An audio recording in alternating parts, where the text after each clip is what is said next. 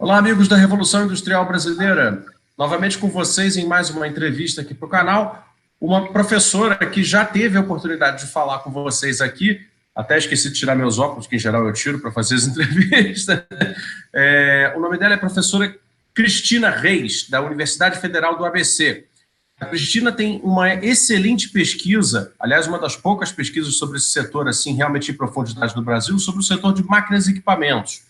Né? Ela conhece a realidade do setor de máquinas e equipamentos de perto. E esse é um setor muito fundamental para o desenvolvimento de qualquer país, dado que é nele que se concentram grandes capacidades de produção de tecnologias, grandes capacidades de adicionar valor à produção industrial e, portanto, de alçar o país à condição de um ator relevante nos mercados mundiais. E, no final das contas, segundo todas as visões que nós costumamos trazer aqui no nosso canal, aquilo que nos trará a condição de sermos um país mais generoso, um país mais rico, mais materialmente confortável do que o que hoje o Brasil que é um país de renda média desigualmente distribuída. Muito bem, encerrando aqui a falação inicial, eu queria passar para a professora Cristina já com a primeira pergunta. Professora, obrigado pela sua entrevista, está dando uma entrevista lá da Alemanha, onde ela está morando atualmente para concluir as novas fases do estudo dela. A realidade aí do setor de máquinas e equipamentos do Brasil, né? Como ela é em relação a esse grande cenário mundial, né, de cadeias globais de valor, né, produção fragmentada, né, estruturas de comércio que são móveis, né? Como o Brasil se encaixa dentro de tudo isso, segundo sua pesquisa? Bom, olá a todos e todas, é uma satisfação participar do canal Revolução Industrial Brasileira novamente. Gostaria de dar um abraço em cada um nesse momento tão difícil, né? Quem puder nos ouvir e, bom, refletir sobre cadeias globais de valor e indústria nesse momento delicado para todos, agradeço por fazer esse esforço. Bom, indo para a sua pergunta, né? Ela é exatamente a pergunta da minha pesquisa. Como que o Brasil se insere nas cadeias globais de valor de máquinas e equipamentos? Bom, para responder isso, existem diversos caminhos possíveis. O caminho que eu escolhi foi fazer, primeiramente, uma análise estrutural dos dados disponíveis de cadeias, que não são muitos, tá? O que a gente tem hoje disponível, além dos dados de contas nacionais, de entradas e saídas de investimentos direto, por exemplo, de exportações e importações, a gente tem as bases que apresentam os dados de comércio internacional em valor adicionado, como a gente chama. Então, essas bases vão cruzar a matriz insumo-produto, que é a referência para olhar dados de produção mundial, né, que vai olhar as matrizes de consumo intermediário, para ver exatamente se vieram de importações ou não o valor das exportações do país, e quanto que as exportações do país estão impactando nas exportações e na demanda interna de outros países. É uma coisa um pouquinho complicada, mas, assim, em resumo, o que esses dados nos dizem é o quanto, por exemplo, do conteúdo importado está inserido nas exportações de um país. Esse é o dado que a gente chama de dado para trás, de engajamento em cadeias nacionais. Então, a primeira parte do meu estudo foi olhar para isso, que é o que está disponível. A segunda parte do meu estudo foi olhar os dados financeiros das empresas.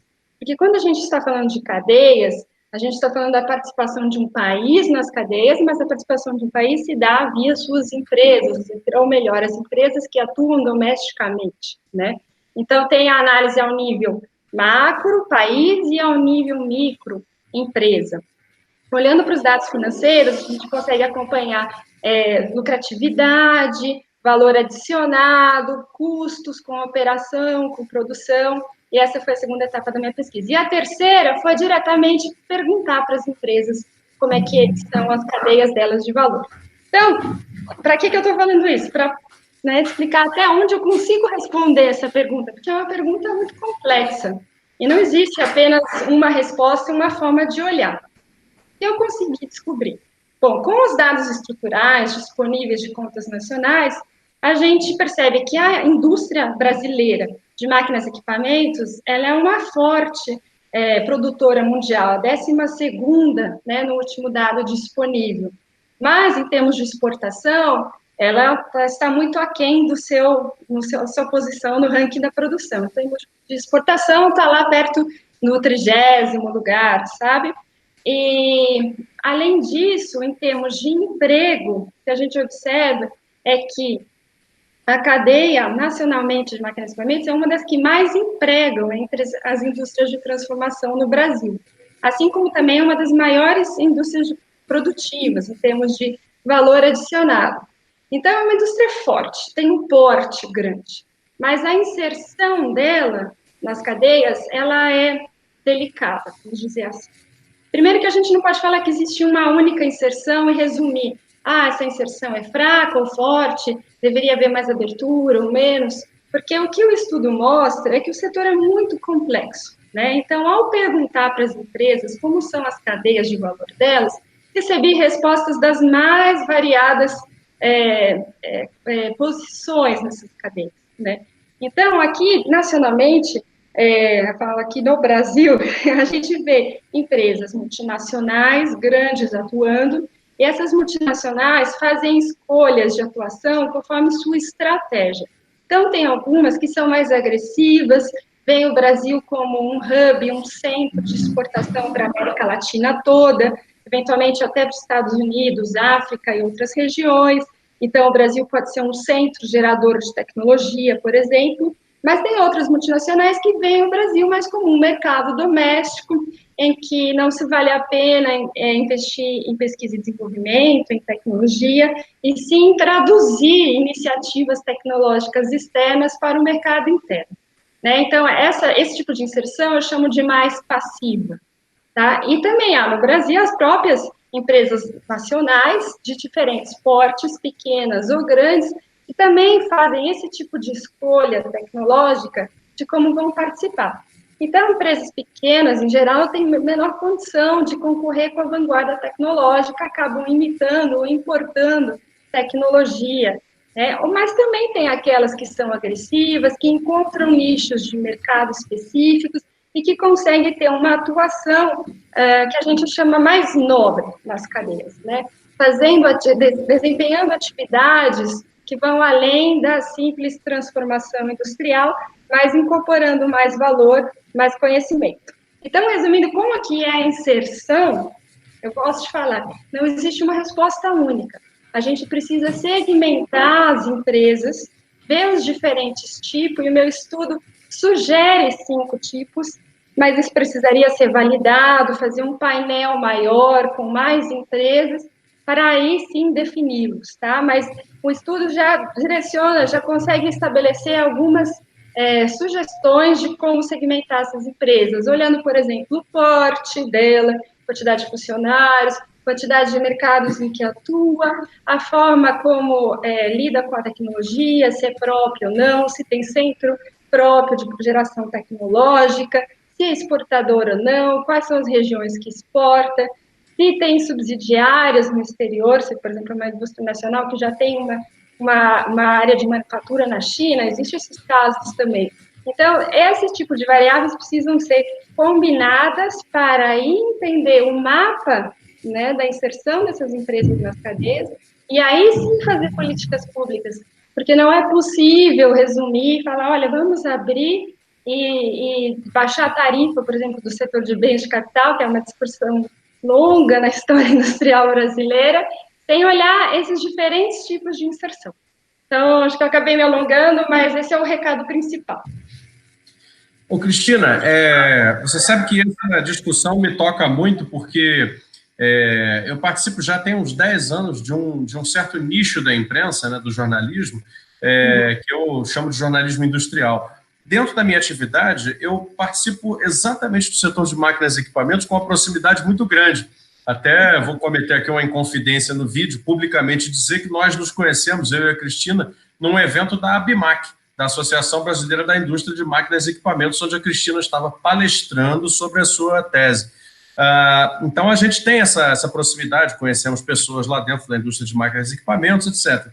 A realidade da indústria de máquinas e equipamentos brasileira, para a percepção de um jornalista que frequenta, né, o setor, é de uma predominância muito grande de multinacionais, né? E eu queria te fazer essa pergunta pelo seguinte, porque hoje nós vivemos num mundo em que as tais cadeias globais de valor, ou seja, essas interconexões, né, de produção e comercialização, em que um produto é fragmentado em diferentes locais, né, sob a coordenação de empresas transnacionais, estabelece uma certa fluidez, né, na produção.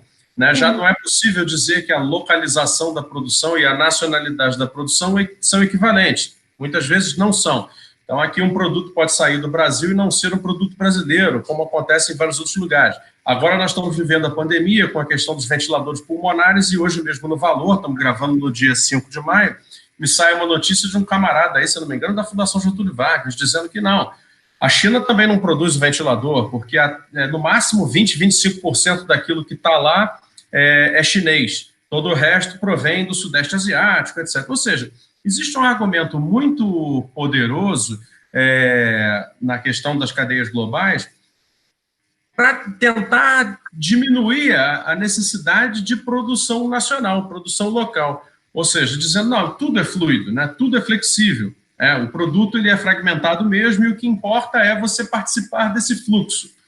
Ocorre que, apesar de existir a fluidez das cadeias globais de valor e da fragmentação da produção, isso não significa, afinal de contas, né, Cristina, que a divisão internacional do trabalho tenha sido revogada, né? Porque a percepção que nós temos aqui no Brasil, participando da cadeia de máquinas e equipamentos, é de que o nosso setor de máquinas e equipamentos, ainda que muito integrado, né, de certa maneira, a uma cadeia global por inserção de multinacionais no nosso território, a captura de valor dessa cadeia pelo local Brasil, pelo nacional Brasil, é muito pequena. Enquanto, por exemplo, no caso da China, talvez respondendo aí ao senhor da Fundação Getúlio Vargas que disse isso no Valor, a captura de valor, né, que ela exerce dentro do seu território através dessa cadeia é muito maior. Como é que você avalia essa diferença? Assim, como misturar o conceito de estrutura, né, móvel da produção global atual com esse conceito da captura do valor pela produção local? Porque aqui nós estamos ficando com o rebotalho da produção, né? E máquinas e equipamentos ficamos com aqui apenas a estrutura metálica, só a motorização elétrica na melhor das hipóteses. Já a hidráulica nós participamos muito pouco, a motorização a combustão participamos zero, e etc, etc. Como é que você avalia isso aí? Perfeito, eu vou responder isso em duas etapas, tá? Primeiro, utilizando um diagnóstico, né, de como que está a cadeia, ou estava a cadeia antes da pandemia, e depois, utilizando os dados do levantamento que eu fiz durante a pandemia, neste momento, que mostram algumas consequências da cadeia estar como ela está, tá? Então, vamos lá. Na primeira parte, olha, realmente é assim mesmo. As cadeias, elas estão fragmentadas em torno do mundo. Existem cadeias que são mais e menos integralmente verticalizadas, como a gente chama, ou seja, as empresas fazem dentro dela mais atividades do que terceirizam ou contam com fornecedores, parceiros para as atividades necessárias para um processo produtivo. E a cadeia de máquinas e equipamentos, em particular, já é tradicionalmente mais verticalizada, ela internaliza mais atividades do que outras cadeias, como, por exemplo, o setor têxtil ou automotivo, né? Mas, no caso de máquinas e equipamentos do Brasil, o que o meu estudo apontou é que existe, primeiro, um alto grau de verticalização, né? Isso porque a gente tem aí, a gente está falando de cerca de 5.000, 8.000 empresas, sendo que, como o Fausto bem colocou, poucas multinacionais, a gente pode pensar talvez em 100, 200, sendo muito generoso, dominam a maior parte do mercado interno, mas existem inúmeras empresas aí pequenas atuando, fornecendo peças, fazendo usinagem, caldaria, pintura, atuando de alguma forma nesse setor, né, na cadeia como um todo. Então, em geral, por causa da burocracia, por causa das dificuldades tributárias, por causa da falta de monitoramento e dos riscos de contar com contratos, as empresas grandes muitas vezes preferem verticalizar e ter algumas etapas dentro dela para garantir o seu funcionamento, né? Ao longo dos anos 90, 2000 e 2010, aí, até, então vamos dizer, janeiro de 2020, houve um movimento muito forte de contar cada vez mais com fornecedores e começando a desverticalizar essa cadeia. Principalmente as empresas multinacionais que contam com parcerias também globais. Então, a gente está falando de uma rede global de apoio, digamos assim, entre grandes oligopólios, né? Raramente envolve pequenas empresas exportadoras ativas, inovadoras de diferentes países, mas envolve também, como no caso da Alemanha, que é o melhor exemplo para isso, né? Que tem empresas de médio tamanho, médio e pequeno atuando, exportando, com subsidiárias, mas falando, a maior parte das cadeias é dominada, assim, por grandes empresas, né? Houve esse movimento de realocação internacional, e o que aconteceu é que foram sendo criadas rupturas dentro da cadeia nacional brasileira.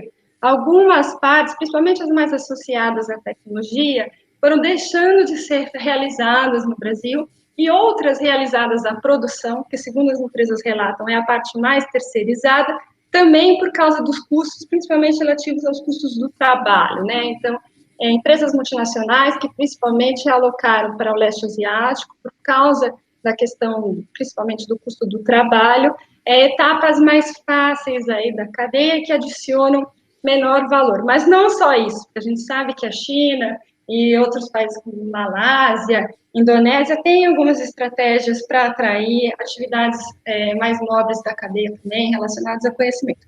Mas nesse movimento em que foram sendo criadas porosidades, como a gente chama na cadeia nacional, ela foi aumentando o seu conteúdo importado, né? Então, tive já empresários que falando, olha, nos anos 90, no início dos anos 2000, de cada 3 peças da minha produção, uma era importada.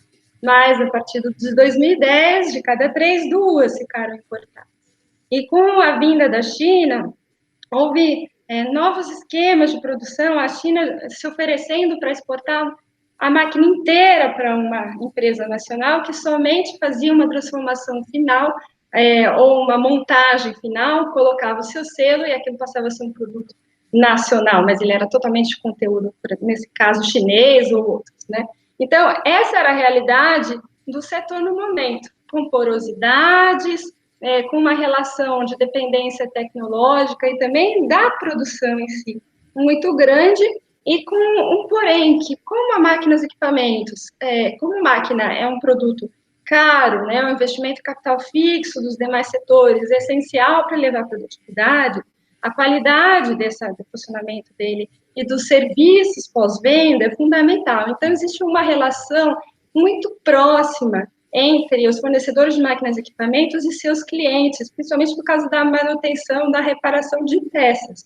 E os produtores de máquinas não abrem mão desses serviços de pós-vendas e que geralmente ele está mais associado mesmo a uma relação local.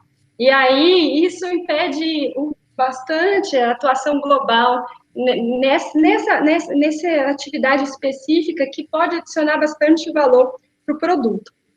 Nessa realidade, quando veio a pandemia, né, começando nada mais nada menos do que na China, já o principal produtor mundial, ficaram alguns navios impedidos de embarcar, os pedidos foram atrasados, algumas fábricas na China fechadas. Aí as empresas nacionais, não só de máquinas e equipamentos, diversas indústrias, começaram a sentir o peso de estar dependendo de fornecedores, por exemplo, desse tipo, né, internacionais. Com a crise e a desvalorização cambial, também foi ficando cada vez mais caro importar peças, máquinas, que faziam parte do processo produtivo delas. Então, a gestão, a própria operação da cadeia, se revelou muito vulnerável nesse momento. Então, o levantamento que eu fiz em abril, com 32 empresas, sobre como a crise impactou a cadeia delas, a resposta da maioria foi de forma grave ou muito grave, com interrupções, né? E algumas empresas falaram, puxa, nessa hora a gente precisava rever justamente, aí eu retorno com o seu ponto, com um modelo de operação que conta mais com fornecedores locais, mas para que isso aconteça, precisa de diversos incentivos. E aí eu vou usar as palavras que eu ouvi dos empresários. tanto da porta para dentro da empresa, quanto da porta para fora, para que haja, de novo, essa construção da complexificação da cadeia, das porosidades que foram perdidas em 20, 30 anos, que não se retomam de uma hora para outra, né? Então, é realmente uma questão de modelo de longo prazo de desenvolvimento. E, na minha avaliação, o setor de máquinas e equipamentos é um setor fundamental para que existam políticas públicas e incentivos para as firmas, para que eles atuem numa forma de desenvolver conteúdo tecnológico, conhecimento, nacionalmente também, e não ficar tão dependente. Isso não significa, veja, não significa protecionismo exclusivo, políticas de campeões nacionais, alta tarifação, não é isso, é uma combinação inteligente de estratégias que precisa avaliar, como eu disse na primeira resposta, os diferentes tipos de integração das empresas nas cadeias produtivas e o que queremos, a forma de integração que queremos que elas alcancem. Perfeito. Na verdade, é como a gente testemunha participando desse setor o tempo todo. Você vai a uma feira, você encontra participação tímida de empresas brasileiras. Quer dizer, a nossa possibilidade de participar disso mesmo no mercado doméstico ficou muito pequena. E, como você diz, isso está a léguas de distância da ideia de fazer uma política industrial vencedora no mundo, de campeões nacionais, por exemplo, porque estamos falando aqui de colocar curativo, né, numa tubulação que ficou toda esburacada. Basicamente é isso, né? Agora, Cristina, para fazer isso, né, todo mundo sabe qual é a receita. A receita é uma combinação correta, honesta, inteligente, leve o mais possível, sem grandes pressões, mas também sem deixar muito correr solto, entre, né, poder público, poder privado empresarial, bancos, né, trabalhadores. Ou seja, é preciso de uma coordenação estratégica que diga o seguinte: olha, vamos pegar aqui, vamos dizer, o polo de guindastes e equipamentos rodoviários do Rio Grande do Sul, né, e vamos colocar ao redor dele um cluster, né, para peças e partes, etc., daquilo ali. Então, vamos aproveitar a potencialidade que tem, sei lá, de borracha sintética e vamos usar, vamos reativar aquilo. Vamos pegar a potencialidade que tem de usinagem pequena de peças especiais e aproveitar. E você vai clusterizando. Mesma coisa com Santa Catarina, né, o polo de eletromecânicos, né, que tem lá. Você vai começar a preencher os buracos a partir daquilo que tem ali. E existem, né, aprendizados produtivos que ainda são espólio, né, nesses locais, e se começar a pensar e puxar esses fios, né, da cadeia produtiva que hoje nós temos e está todo esburacado, você vai encontrar o que fazer.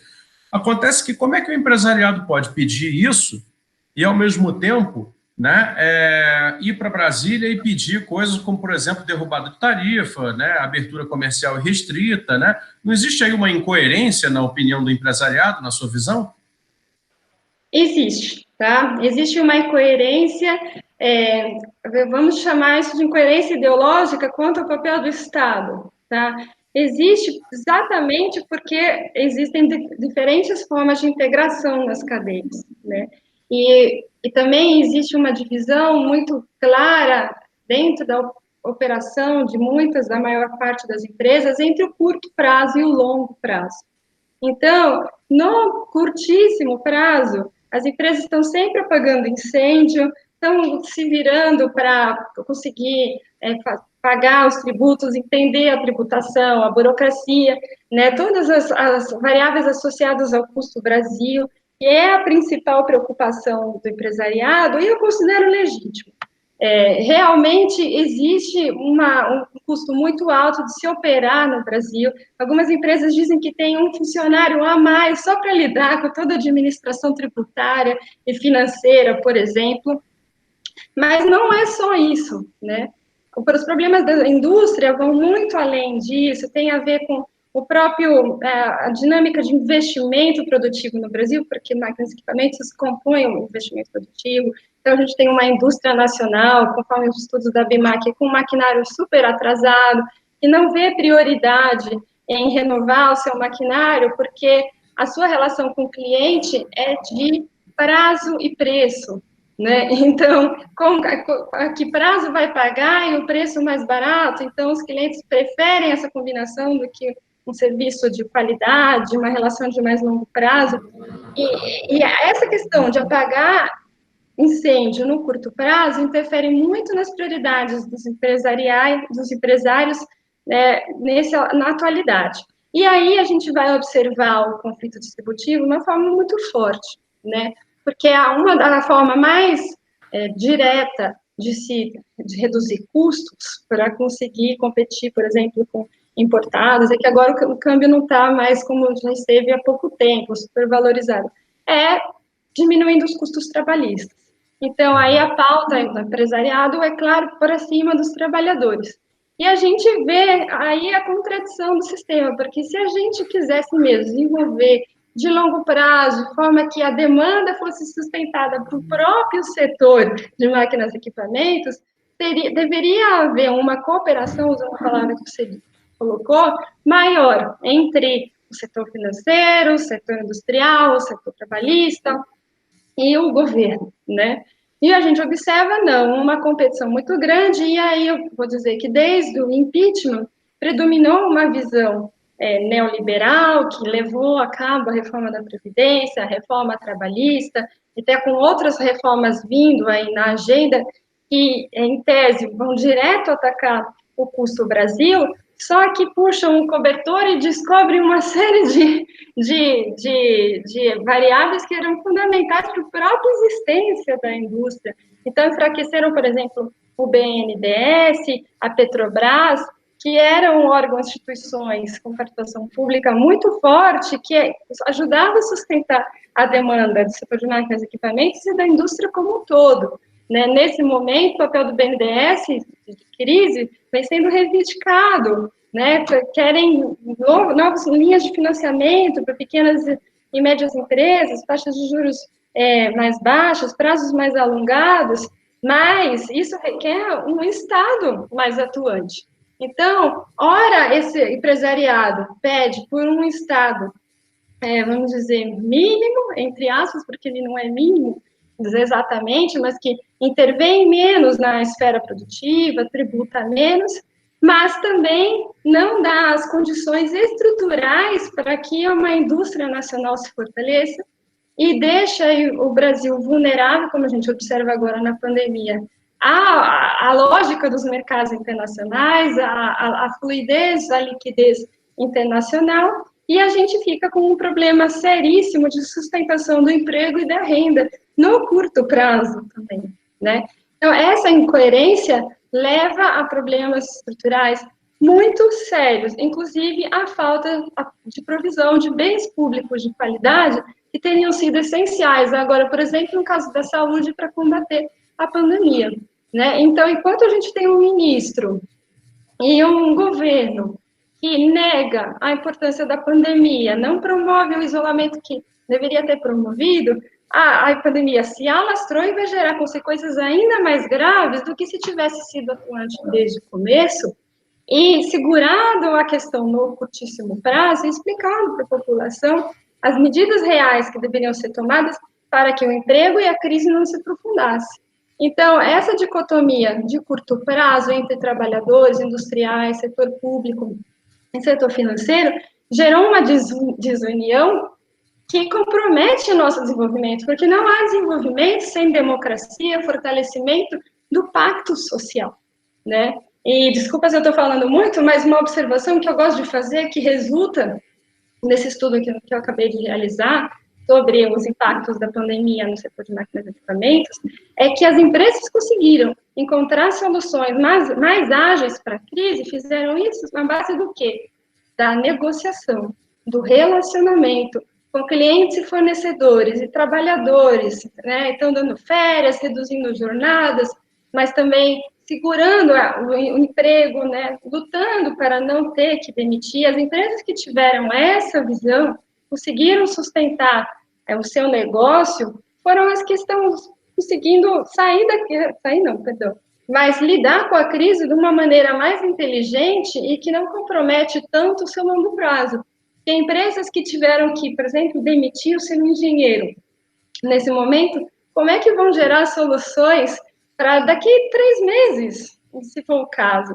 Tem novos mercados surgindo. né? Então, o que eu falo é isso.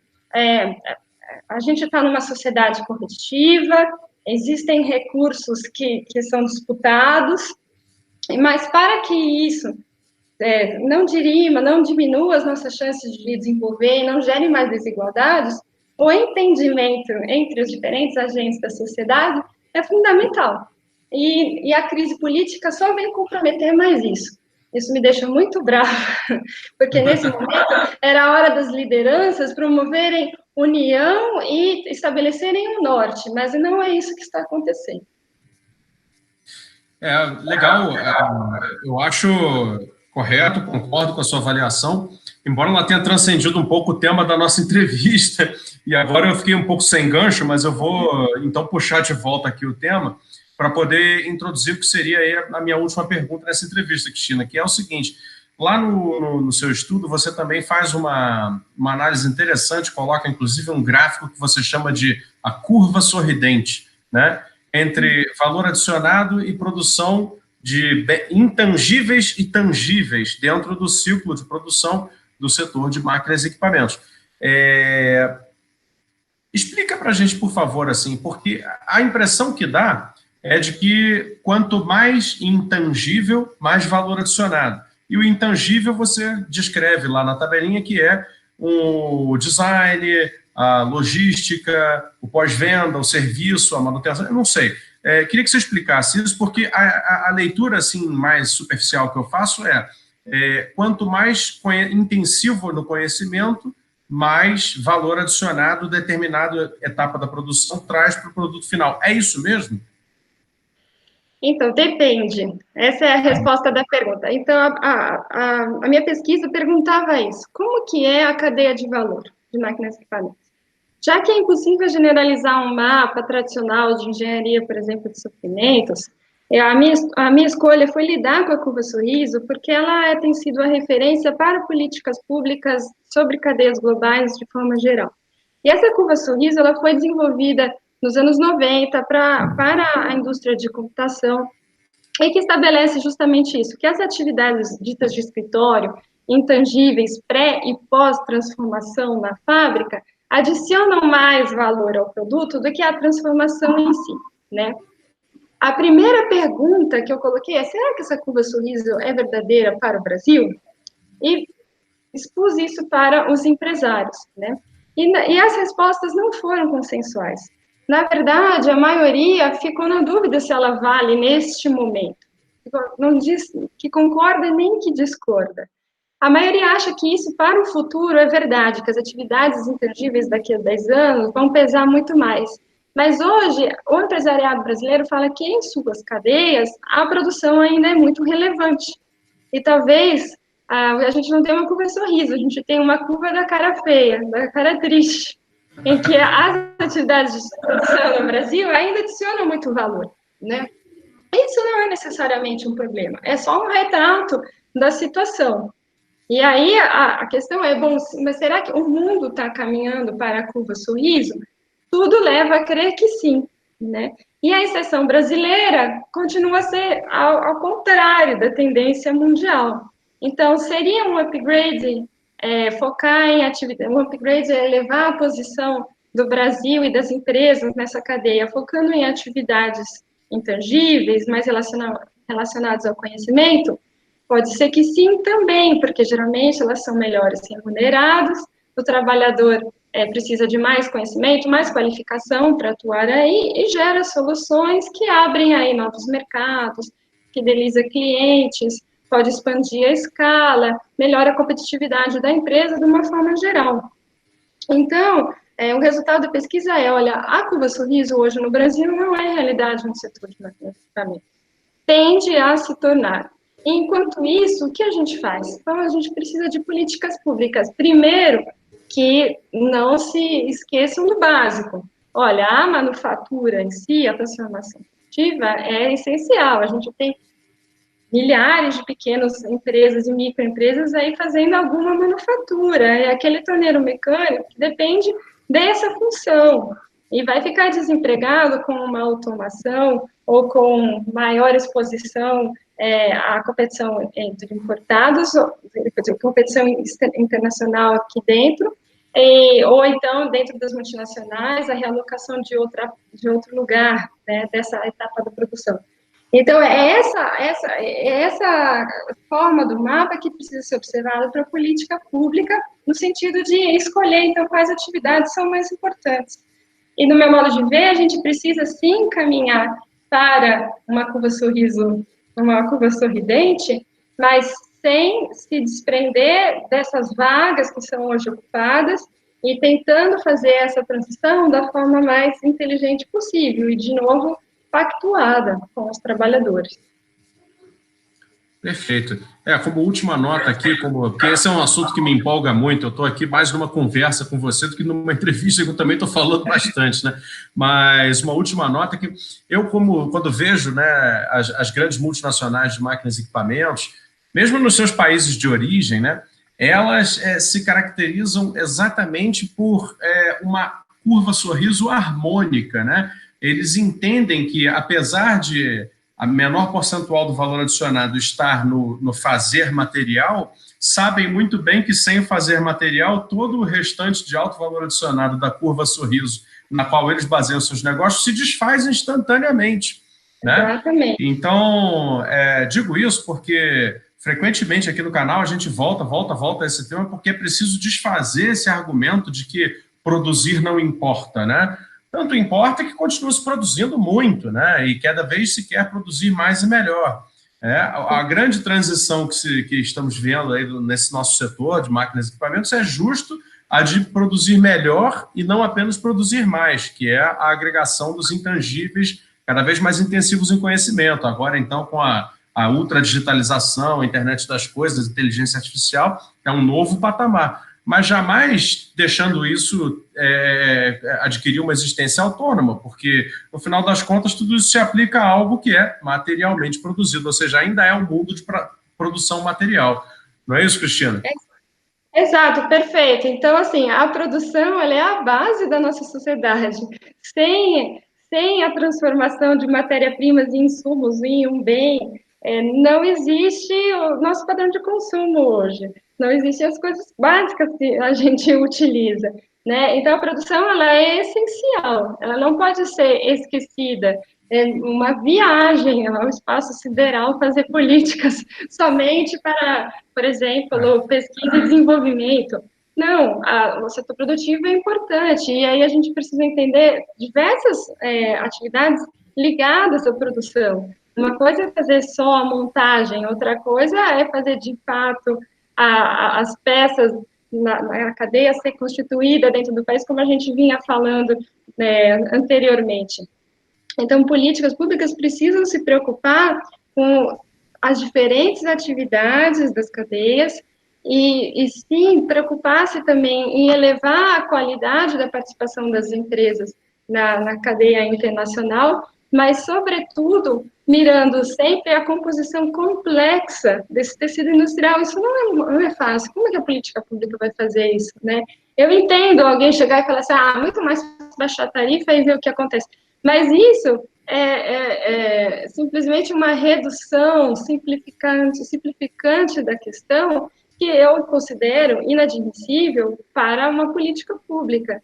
A política pública deve pensar em todos os agentes da sociedade, porque representa a sociedade, né? E ela vai representar setores diferentes, com interesses políticos diferentes.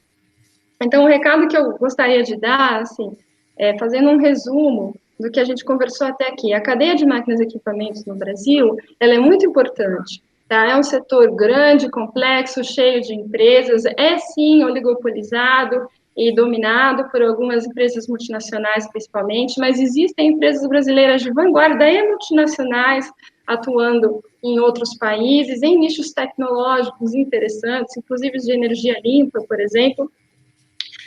Então, existem diferentes tipos de atuação. A política pública precisa olhar para ela, e essa atuação, ela é via produção, via atividades tangíveis e via atividades intangíveis. É possível melhorar, sim, aumentar a eficiência dessas cadeias, mas, principalmente, buscando soluções integradas e pactuadas entre os diversos agentes dessa cadeia, entre fornecedores e clientes, entre trabalhadores e empregadores.